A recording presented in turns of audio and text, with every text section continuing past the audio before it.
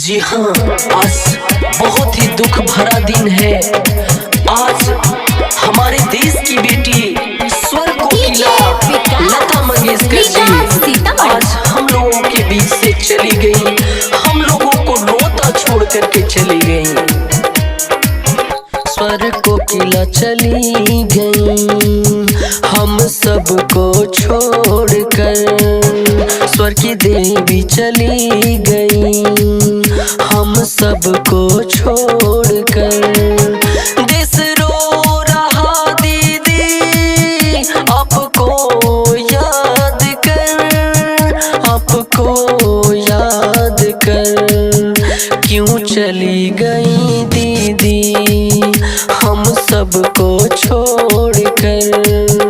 देश रो रहा दीदी आपको याद कर।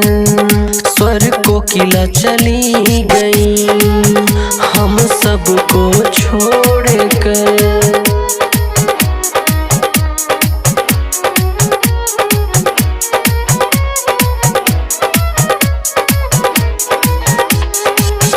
आपके बिना दीदी संगीत अधूरा है, आपके जैसा नहीं कोई स्वर से पूरा है।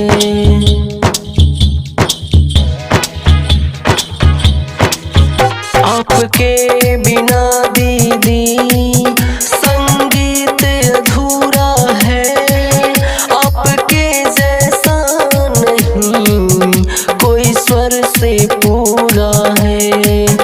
क्यों चली गई दीदी हम सबको छोड़कर। देश रो रहा दीदी आपको याद कर। स्वर की देवी चली